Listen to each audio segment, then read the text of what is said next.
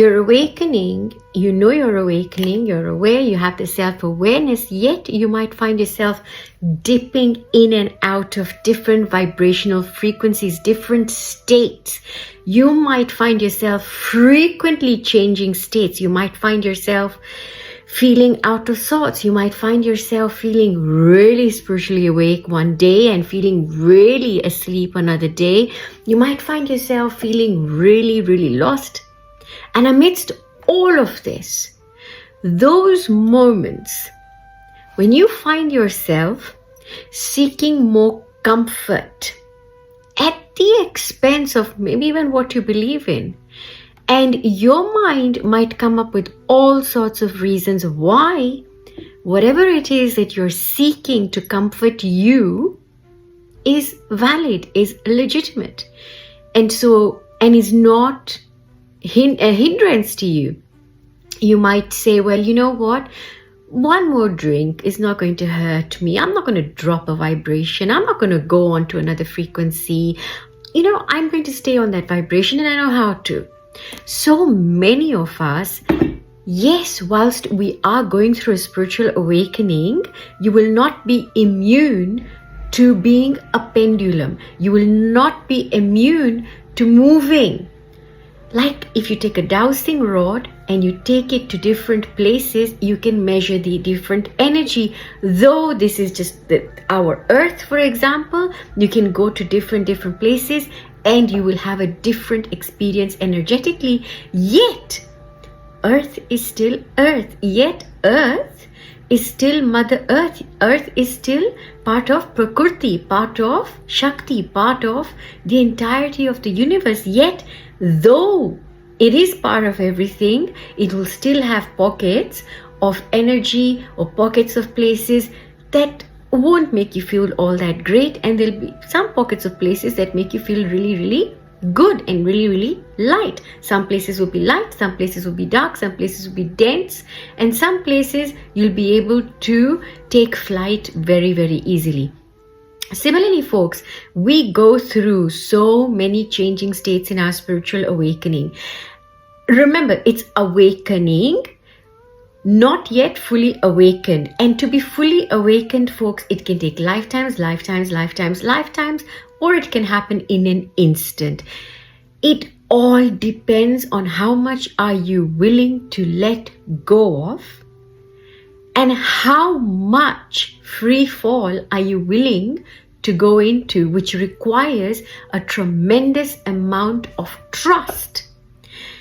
It could be trust in a higher power, trust in a power outside of you. It could be trust in you. It could be trust in you being the instigator of this experience. It could be the trust in you, in the essence of you that has maneuvered your life in such a way that it has come to this very one point where you're going through an awakening. Remember, folks, just to recap, a spiritual awakening is a paradigm shift in consciousness whereby you realize that you're no longer limited to the body, its needs, sensory perception, the mind, our emotions, our thoughts, our feelings, that we are beyond that, and that we are above and beyond sensory perception, so that we are able to go to a different plane to experience, and that we can experience a different plane through awareness, through an awakened awareness. And at some point, it isn't even an awareness, it is simply nothing. And taking that nothing and making it into something, folks. Now, as you're going through this process to realize you're nothing, or to realize all of these things, from a day-to-day perspective, you will be moving from feeling absolutely amazing one day and feeling really, really down the other day. Now, when we are still trying to ride a spiritual awakening where you're feeling really down one day, or you're feeling out of sorts, and you find that your old coping mechanisms, or the old ways in which you coped, in which you hid behind off, that they come back. They may come back either as the same thing, or they may come back as something completely different. But you find that you're falling back into old ways.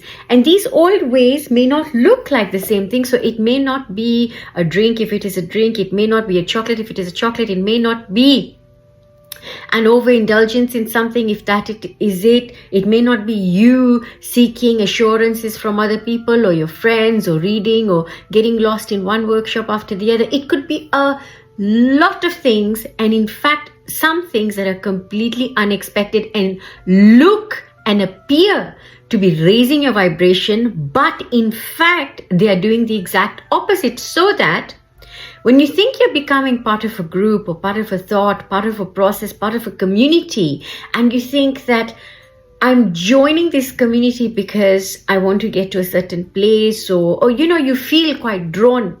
What you won't know at that time is it the you that still wants to be part of something, that is still, still the old version of you that is wanting to be part of this community, that ultimately may seek to limit you into what the belief system is of that particular community, that particular society, that particular friend circle. It could be anything. It could be a membership that you've got. It could even just be you buying a drink that you wouldn't normally have, but you are simply going back into something that is trying to give you a comfort. Now, a lot of us will go through phases where we feel lonely, where we feel we wish we could speak to other people about what we're going through, or you feel that, is this ever going to end? You're feeling so much, you're feeling like you're in a washing machine all of the time. You'll have these moments of bliss in between, and then it's like it didn't even exist. You go through this almost back to an amnesiac state where you start to question your awakening. Now, in those moments when we are actually questioning our awakening and we're questioning about what happened, and especially when we are triggered, triggers can come in all sorts. So triggers are not our reactions or our responses to something, but triggers are those responses that trigger something else inside of us that is coming from a past already lived, that is not coming from this particular moment, but that your response or your reaction to something is disproportionate to actually what has happened, so that you're traveling back into a memory which is making something seem worse than it is. Now, folks, it is so easy to fall back into the old ways of thinking, or the ways of thinking that were quite contracting of consciousness. And one of the ways that we do this is to pocket ourselves into beliefs, into communities. So whilst you may be going through a spiritual awakening, so you'll see that some of you might identify as one thing, some of you might identify as something else, some of you might move in between all of this because you haven't really found your place yet. And there are those of you who will probably not even engage or indulge in anything, but you will feel as though you're done with all of this, and you're kind of above all of this as well, and that you don't really need a sense of belonging. Now, all of this together, folks, there will be some of us that are seeking that camaraderie, seeking that belonging, longing to belong, seeking that comfort, having people fight our corner, and may not even be fight our corner, but that feeling. And that feeling is very mammalian. It's very, very, very rooted in our root chakra. It's an animal instinct that we tend to herd and flock together. And similarly, we'll be doing this in our spiritual awakening. Also, folks, when we tend to believe in that one thing, or we have found a community, or birds of the same feather flock together, that also serves to make us feel more comfortable, make us feel more stability, more secure. And again, it'll be another way of taming the survival instinct.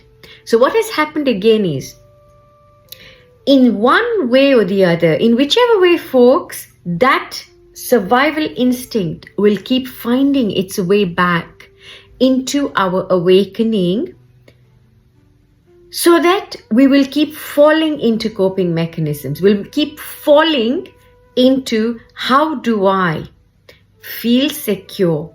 How do I keep myself safe? And this is where all of your coping mechanisms will come in. Now, at the same time, because you're already going through a spiritual awakening and you're not going to be turning back, right? You're already on the path. Now, the wonderful thing that happens with the spiritual awakening, Kundalini awakening too, if you've had this, then the whole process is going to be amplified, is that you will know. It might take you a few years, it might take you a few months, days. Linear time doesn't count. The only thing that counts is those moments that you're going through in your understanding. Oh, I think I'm here. Oh, I think I'm here. I think I'm on this plane. Yeah, it isn't saying that it's taken me 10 years to get to this plane, or 3 years I've been in this coping mechanism. No, that moment when you have that realization, I fell back. Now, this falling back is not that you've fallen from grace. It's not technically that you have completely lost your vibrational frequency. But then what has happened is you have fallen back into density. But your spiritual awakening, because it is attuned to your individuate vibrational frequency, its job is to align you. So you will come back to that point, and it'll take you being aware. You might have some tools or whatever it is, but the biggest tool that you have at your disposal is you. You are the one who's making everything happen. Yes, we've got signs, we've got signals, we've got numbers, astrology, numerology, angel numbers, and all of that tools. Yes, but remember, it's you who is calling a particular number to yourself.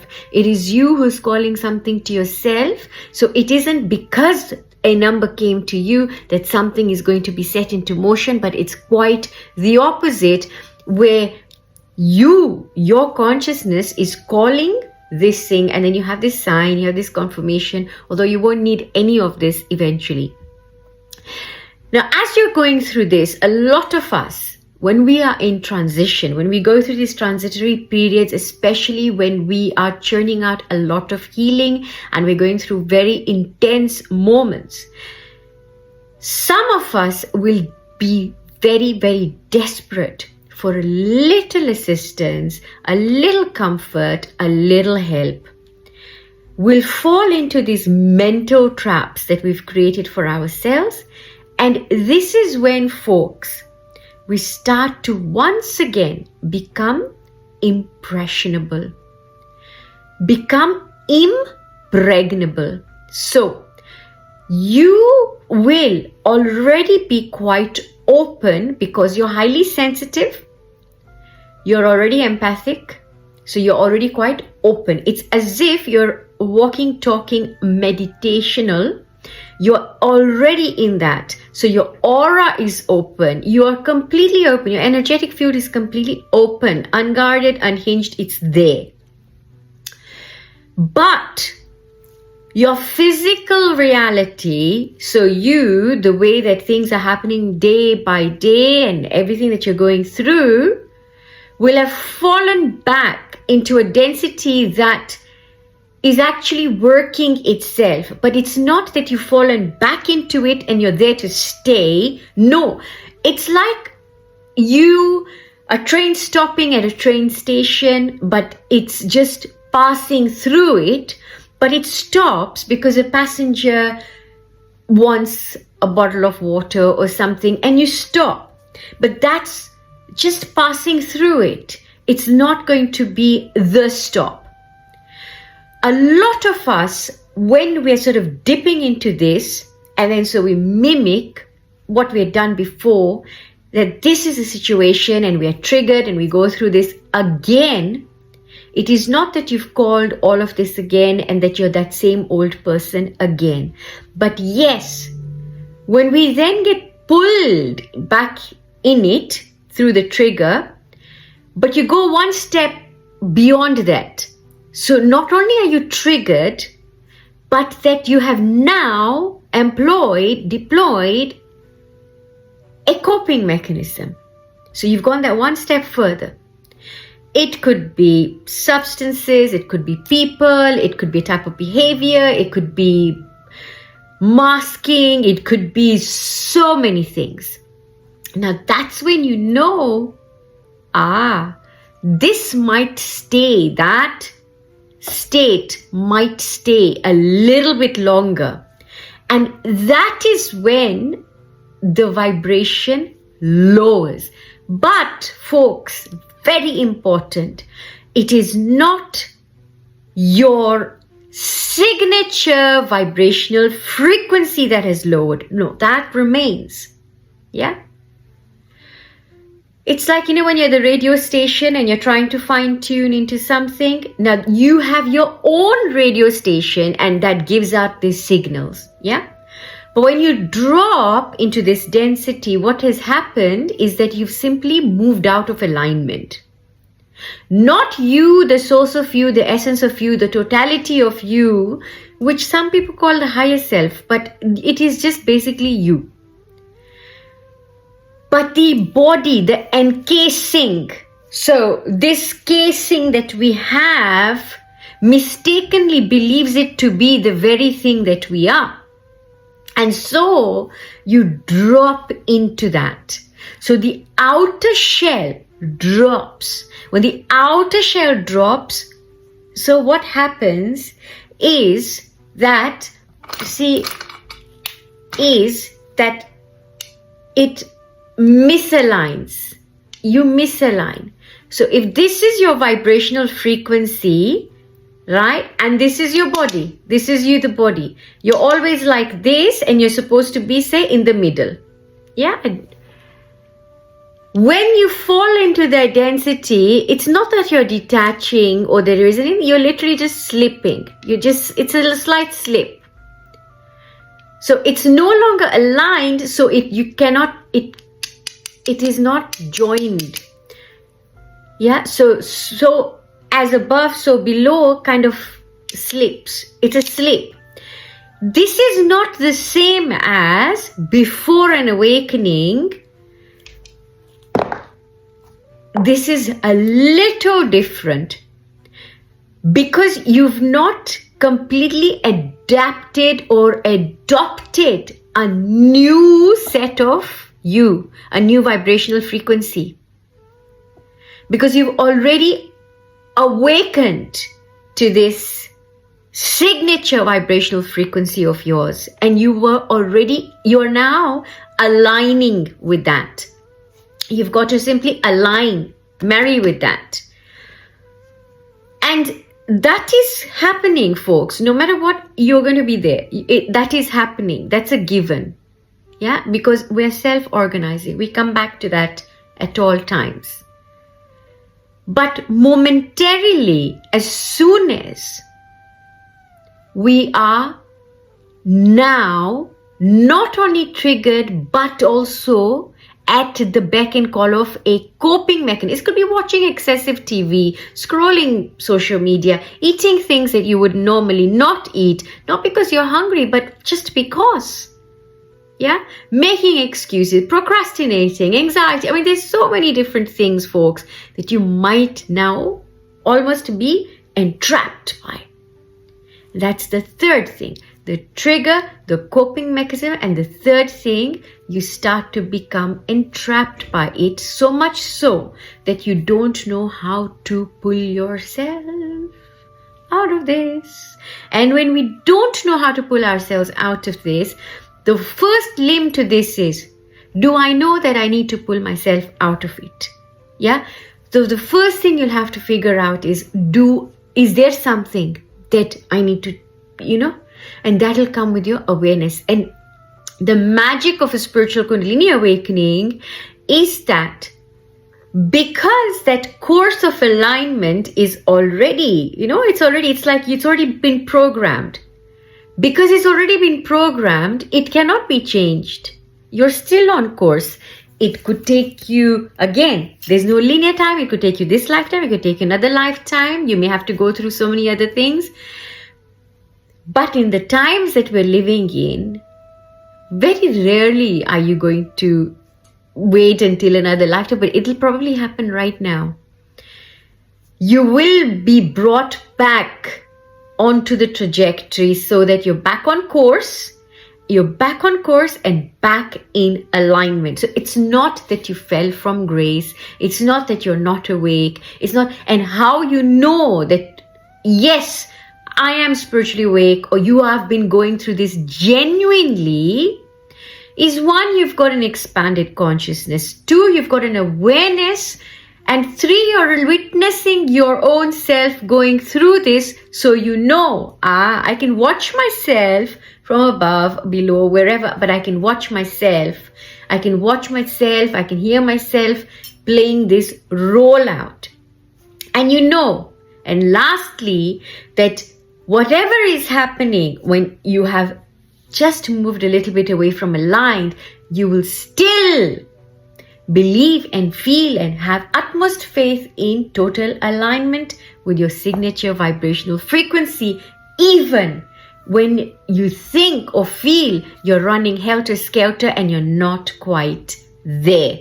That's the magic, and you know then, yes, it is a genuine spiritual Kundalini awakening, sending you so much love. Be right back. Take care.